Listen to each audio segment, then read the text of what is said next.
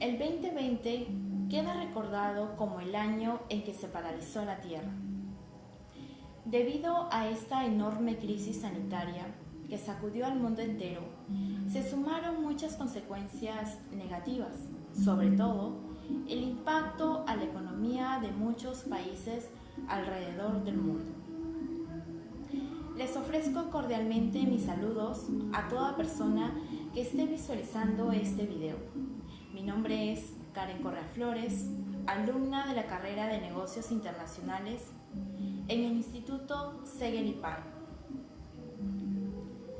Como bien mencionaba acerca del gran giro que dio el COVID-19 al mundo, fue tanto el impacto ante este escenario tan impredecible que lo único que se buscaba en ese momento era evitar la propagación del nuevo coronavirus, lo cual no solo desafió al comercio internacional, sino que también desnuda las realidades económicas más vulnerables. Pues en síntesis, la pandemia del COVID-19 ha provocado un shock negativo masivo que afectó de manera considerable los niveles del comercio internacional en el mundo y en particular en el país peruano. A diferencia de la crisis financiera mundial que tuvo lugar hace más ya de una década, la pandemia ha tenido un impacto negativo mucho mayor sobre el margen extensivo del comercio, pues este impacto se registra específicamente en términos tanto en el caso de las exportaciones como en términos de las importaciones, lo cual esta crisis afectó inicialmente los resultados comerciales macro en 6 países latinoamericanos, como fueron Colombia, República Dominicana, Uruguay, Ecuador, Perú y Paraguay. Tal es el caso de Perú, que se adoptaron diversas disposiciones de restablecimiento y fortalecimiento de la cadena logística internacional, que implicaban el necesario trabajo en conjunto del sector público con el sector privado.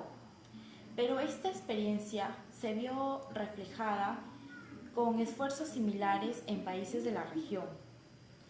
Está llamada a generar un profundo aprendizaje en torno a lo que se deberá o no hacer ante situaciones similares. Pues a raíz de la pandemia por el COVID-19, el Decreto Supremo señaló 2 disposiciones. Primero, que las restricciones relacionadas con el cierre de fronteras nacionales solo se limitaban a las personas y no estaban relacionadas con el transporte de carga. 2. Que las entidades competentes debían garantizar el ingreso y salida al y del país de carga y mercancías. Esto último, incluso en su momento, publicitaba la frase "el comercio exterior no se detiene". De otro lado, es de tener presente que el necesario aislamiento social por la emergencia sanitaria que hubo en ese momento, pues limitó la circulación de las personas.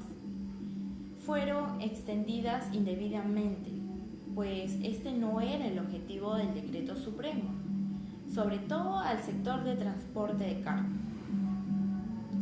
Debido a ello, se consideró que solo estaba permitido el traslado de importación, exportación de los denominados bienes esenciales, como fueron los alimentos, bienes relacionados con la salud y primera necesidad. Así, el traslado de bienes no esenciales que ingresaban al país como una importación o que debían ser retirados del país como una exportación quedaba totalmente prohibido.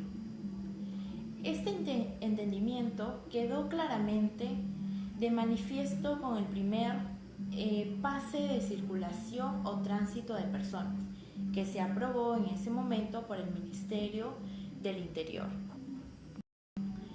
Este incorrecto modo de entender las restricciones establecidas por el Decreto Supremo no solo impedía el transporte de carga de importación o de exportación de bienes no esenciales, sino que también impedía la circulación del personal, pues que se requería para la realización de labores vinculadas con dichas operaciones de la cadena logística internacional.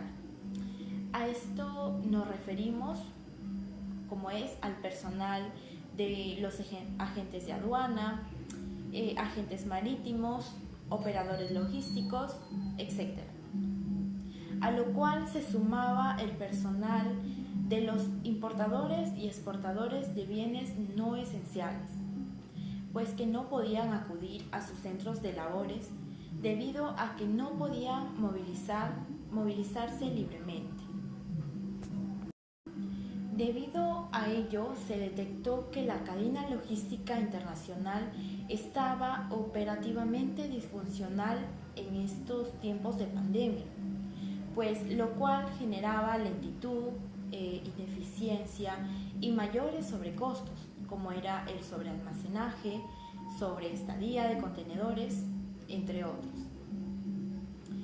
Además, las propias operaciones de importación de bienes esenciales, que debían ser realizadas de manera prioritaria conforme exigía el propio Decreto Supremo, pues se veían perjudicadas a causa de la saturación de los espacios en los almacenes extraportuarios, debido a que los bienes no esenciales que consideraban en ese momento permanecían ocupando importantes espacios físicos, complicando pues las operaciones logísticas que ellos significaban,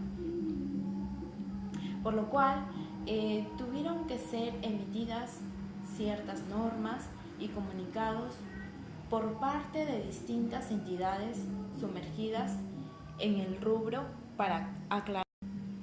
Como primer punto, que los servicios de los operadores de comercio exterior y otros actores intervinientes en la cadena logística internacional debían ser considerados como actividades conexas al transporte de carga y, por tanto, no quedaban restringidos bajo los términos del Decreto Supremo. Segundo punto, que los importadores y exportadores podían recibir en sus locales o despachar desde sus locales, respectivamente, mercancía en general y no solo bienes esenciales, para lo cual debían utilizar pues el personal estrictamente necesario. Estas medidas fueron complementadas con actualizaciones en el aplicativo de la plataforma informática del Mininter para la obtención virtual del pase de circulación de los trabajadores de los operadores de comercio exterior, ya sean importadores o exportadores. Aunque costó mucho trabajo y tiempo valioso, la cadena logística internacional fue completándose poco a poco y, aunque con algunas limitaciones operativas, empezó a operar superando de a pocos las dificultades que hubo desde un inicio. El COVID-19 pues nos trajo muchas consecuencias negativas, ¿no? Como también nos puso en evidencia la disfuncionalidad que había de la cadena logística internacional de mercancías, tanto en las prácticas de gestión física de documentos y la presencia física de personas. Además, puso en evidencia también un problema muy grave, como es el problema derivado a la falta de un adecuado relacionamiento tanto entre los distintos actores de este rubro y las autoridades encargadas de la supervisión y control de las operaciones de comercio exterior.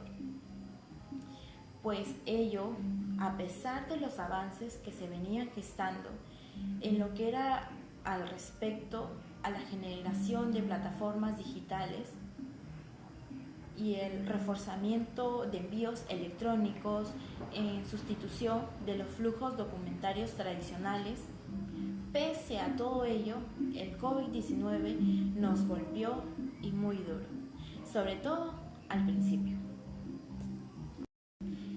Y pues esto ha sido mi discurso sobre la evolución del comercio exterior peruano en tiempos de pandemia.